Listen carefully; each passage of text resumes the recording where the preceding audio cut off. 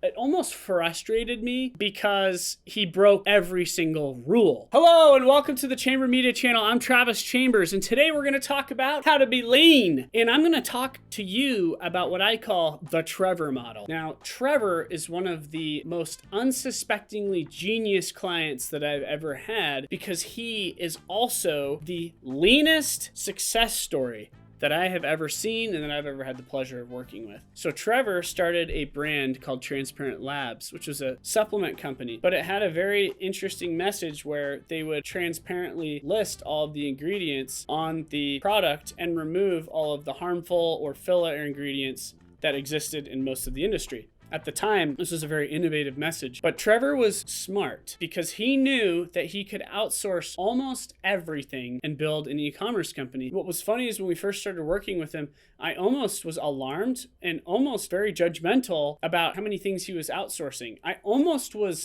It almost frustrated me because he broke every single rule. It's almost like he had it in his mind that he could just start a company without having to have a bunch of employees to take care of, without having, an office lease to pay for and things. But he scaled this company and sold it for 8 figures without ever doing any of those things. And I'm going to tell you how. So before I dive into the technicalities and the specific strategies that you can use to be lean, I need you to adopt a mindset, and that is a mindset without ego. Now, the reason that most people never start companies is because they're scared of what their family and friends will think, and they want to maintain this secure status. They want to be seen as a reasonable, smart person who doesn't take huge risks and doesn't have huge failures.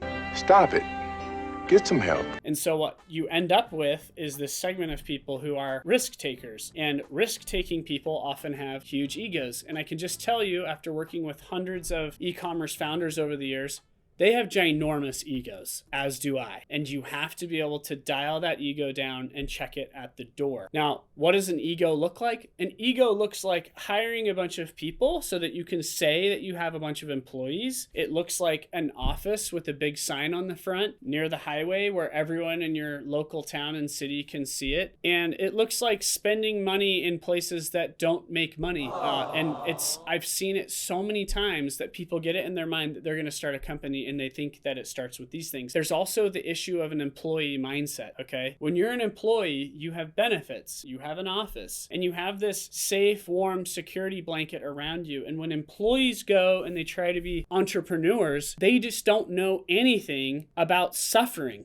and about sacrifice and about late nights and the impending darkness that is clouding everything and permeating every moment of your life and constantly telling yourself, it's gonna be okay. It's not like I'm scarred at all, guys. Not scarred at all. But that's the problem with a lot of people. And so when you're lean, you have to be shameless. You have to ask for discounts. You have to negotiate everything. Your inventory, the contractors you're working with, you have to negotiate. You have to be cheap, and you have to be that way. You have to be that way. Now, when I started my agency, I did $800,000 in the first year, and I didn't hire anybody. And then I hired an intern after that, and the next year we did like $1.2 million, and I didn't get an office. I still was working at this co-work space that cost me $60 a month, and I'd go get lunch at the bowling alley next door, chicken Caesar salad every single day. Why? Because I needed to stuff calories in my body so I could keep grinding in the most toxic way you could possibly imagine, trying to prove to myself that I could do it. And so that's the mindset that it takes. Now, it wasn't till 3 years later that I actually got a warehouse. Not a beautiful front office. No, a dusty, dingy, $1 a foot lease warehouse. 2,500 square feet for $2,500 a month with no street frontage, no big signs. And that is where I worked. And that's where the first 2 or 3 people at Chamber.Media worked. As a matter of fact, it was so gross and so dungeness that they usually just worked at home, and we just did film shoots there. And when I left Boise to go to Salt Lake to go do film shoots or meet with clients, did I stay in a hotel? No. I slept on a mattress mattress on the floor of this warehouse above one of the rooms in drywall that I built with my own hands. Did I get sinus infections from it, from all the dust? You bet your sweet bippy I did.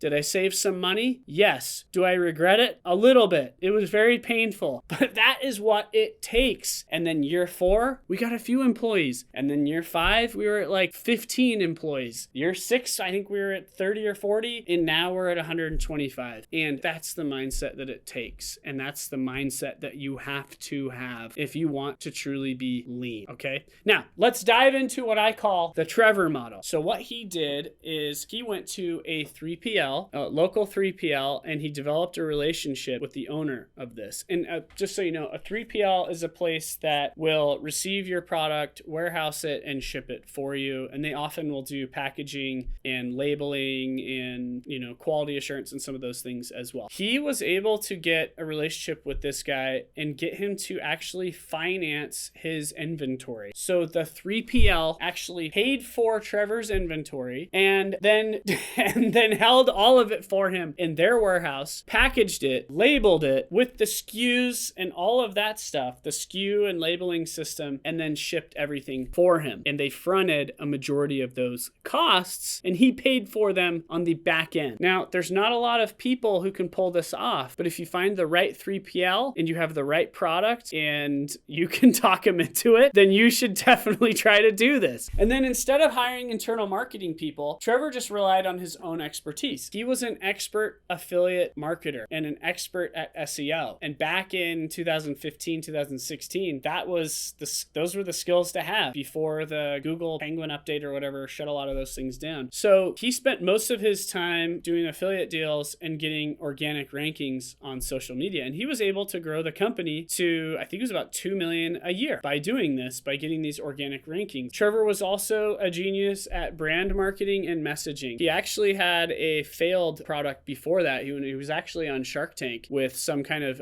it was a brain supplement, and it did not go well. So Trevor had already gotten his failures behind him. He had already learned enough about the market to know what kind of message would resonate and what kind of brand would work. And he built all of that, and he just contracted out design and website development and all of that rather than trying to hire people to do it. The other thing Trevor was really great at was email marketing. He wrote the emails himself, he scheduled them, developed the sequences, and those 3 things were basically the majority of his time. And then he just farmed everything out, and he hired an ad agency, and the ad agency happened to be Chamber.Media. And we did video production and we did paid ads. We even did a little bit of social responding for a while, and we were then able to scale him to, you know, over $1 million a month. And then he was able to sell it about 2 years later for 8 figures and live happily ever after. And now he's doing his same model again with other businesses, and they're already doing extremely well. So that is how you can be lean with an e-commerce company. Hopefully that was helpful. If you want to go ahead and click subscribe, the next video is about inside hires versus contractors, which dives deeper into exactly how this works. Thanks.